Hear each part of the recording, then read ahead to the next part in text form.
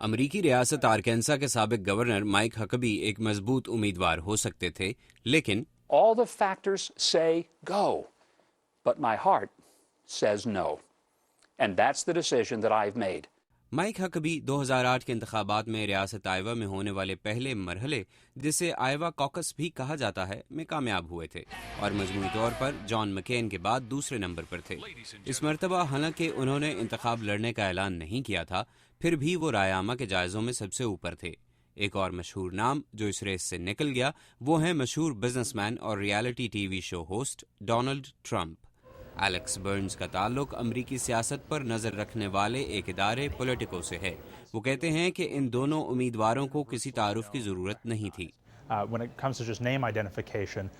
اگر نام سے واقفیت کی بات کی جائے تو یہ دونوں آسانی سے کیمپین میں شامل دوسرے افراد کو ہرا سکتے تھے۔ ہوا یہ ہے کہ ہکبی کے ووٹر اب خالی ہیں، کوئی بھی انہیں اپنی طرف لے جا سکتا ہے۔ آپ دیکھ سکتے ہیں کہ ووٹر جو ہکبی اور ٹرمپ کے ساتھ تھے اب وہ ریس میں شامل دوسرے مشہور ناموں کی طرف جا رہے ہیں، جیسے مٹ رومنی اور سارا پیلن۔ مٹ رومنی ریپبلکن پارٹی میں ایک بڑا نام ہے، لیکن ان کا مسئلہ یہ ہے کہ جب وہ ریاست میساچیوسیٹس کے گورنر تھے تو انہوں نے ریاست کے لیے صحت عامہ کا ویسا ہی قانون پاس کیا تھا جیسا صدر اوباما نے گزشتہ سال کیا، جبکہ 2008 کی ریپبلکن نائب صدارتی امیدوار سیرا پیلن نے ابھی یہ اعلان نہیں کیا کہ وہ انتخاب لڑیں گی یا نہیں۔ پروفیسر لینارڈ اسٹینہارن کا تعلق واشنگٹن کی امریکن یونیورسٹی سے ہے۔ ان کے مطابق آنے والے دنوں میں مزید امیدوار اس ریس میں شامل ہو جائیں گے۔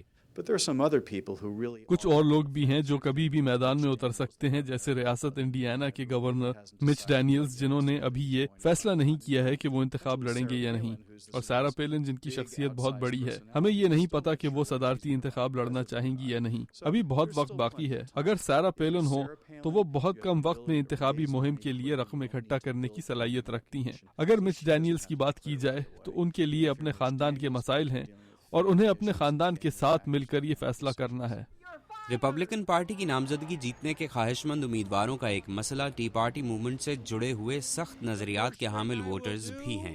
امریکی میڈیا میں کیے جانے والے تبصروں میں یہ کہا جا رہا ہے کہ اگر 2012 کے انتخابات تک ملک کی معیشت بہتر نہیں ہوتی اور بے روزگاری کی شرح 8% سے نیچے نہیں آتی تو صدر اوباما کے لیے مشکلات ہو سکتی ہیں، جبکہ ریپبلکن پارٹی کسی ایسے امیدوار کے انتظار میں ہے جو ملکی سطح پر تمام ووٹروں کو مطمئن کر سکے۔ محمد عاطف، اردو VOA، واشنگٹن۔